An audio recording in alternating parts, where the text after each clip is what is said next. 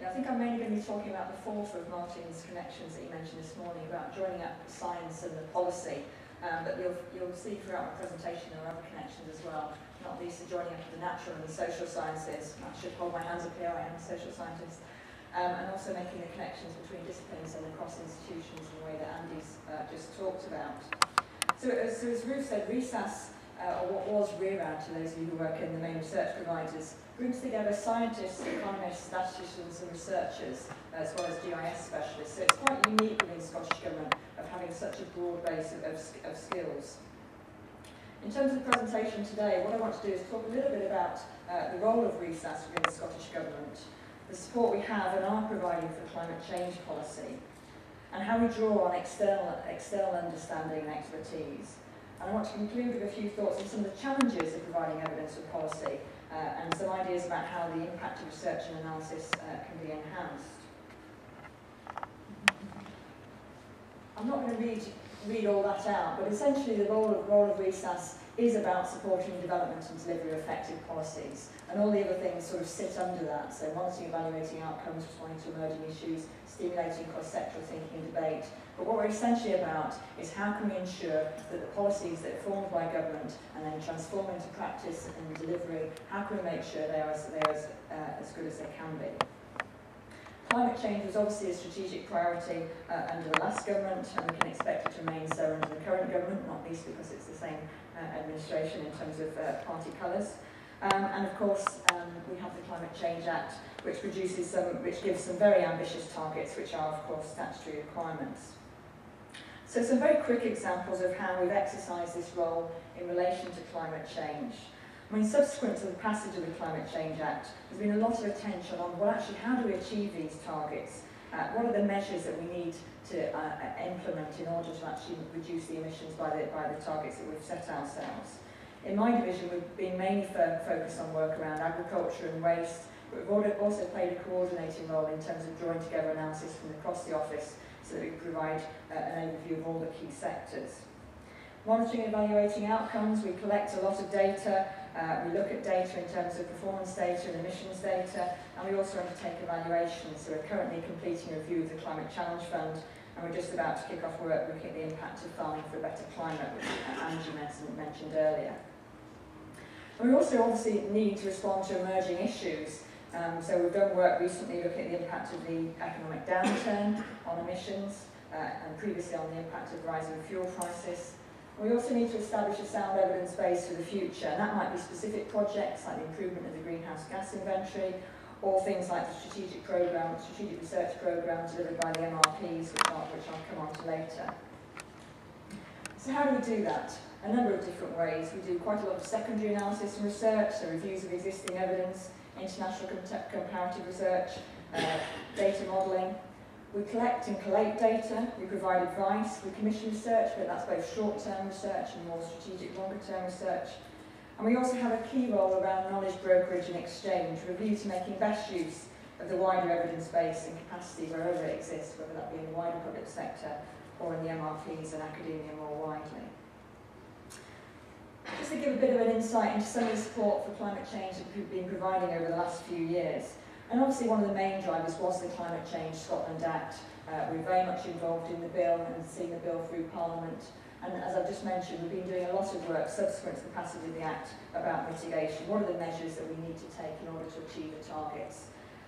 The report on policies and proposals that Angie mentioned was published recently, which sets out how are we going to achieve this, how can Scotland achieve that 42% target? We're beginning to turn our attention much more to actually evaluating and assessing the impact of some of the initiatives that we're proposing in order to reach those targets. A lot of work on carbon assessment and management. We did talk earlier in government about seeing carbon in a similar way and viewing carbon in a similar way to the way we view money. So it's not that we shouldn't spend carbon any more than we shouldn't spend money, but what we should be very clear about is how much carbon are we spending? What is the cost of our policies?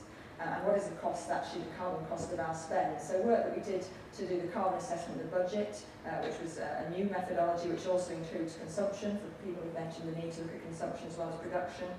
And we've also been doing work to look at developing guidance for assessing the carbon impact of policies within government.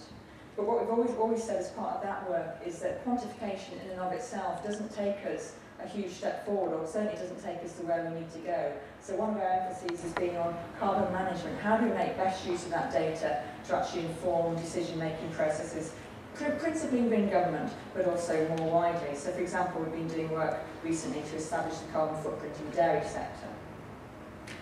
There's a lot of requirements in the Climate Change Act around climate change reporting, so we've got a programme of work to enhance the availability and quality of emissions data, and also to look at some methodological issues as well. So again, there's requirements in the Act around reporting on consumption-based emissions as well as production-based emissions, so that's an area we're looking at the moment.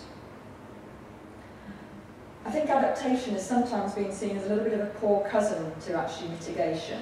I'm not sure that's strictly true, but there's certainly recognition of the importance of adaptation and increasing amount of research effort focused on it, not least within the government's new strategic research programme.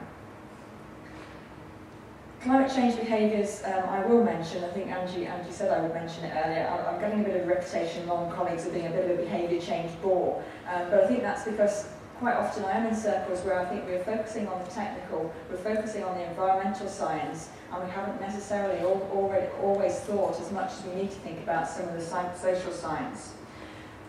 The Climate Change Behaviours Research Programme was something we kicked off within my division about 18 months, 2 years ago now, and it came out of some reflections on the delivery plan that we produced and work that's being done by the UK government, where there's an increasing recognition of the importance of behaviours to tackling climate change.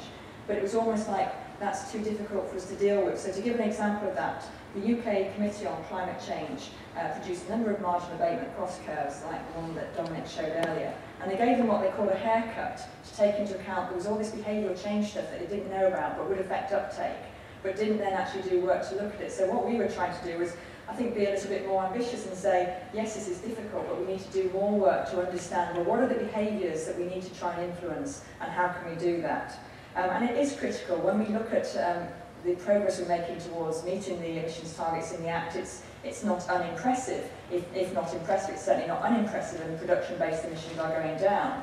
But if you look at consumption-based emissions are going up. And certainly if we're to tackle climate change at a global scale, we do need to be tackling consumption-based emissions and not just production-based emissions. A lot of work on the low-carbon economy, and this is all part of seeing climate change absolutely as a critical challenge and something that we need to address, and something that is going to have huge and detrimental consequences for society and for the world at large.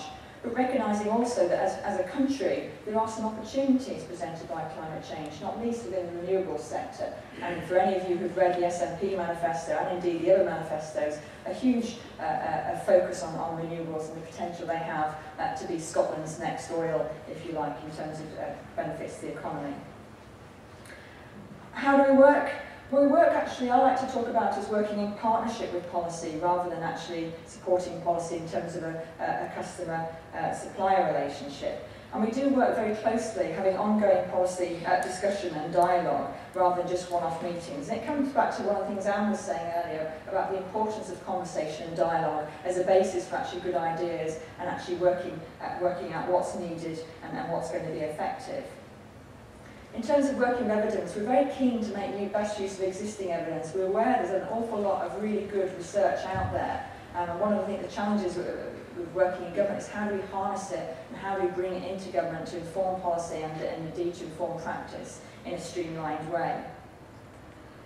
And the point as well about joining up across disciplines. I mean, I feel very privileged to lead a division which brings together not just different disciplines from the social science and economics, but also natural scientists as well. And I think it makes us hugely powerful in terms of actually the evidence that we can provide and support we can provide to policy by being able to provide an integrated evidence base and a joined-up approach.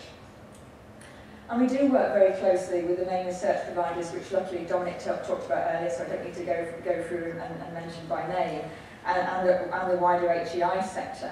I mean, however much resource we have within government, I mean, we have limited capacity, but we also have limited capability. A lot of this stuff is complex, we recognise this. A lot of it needs that expertise that is only gleaned by years of actually working in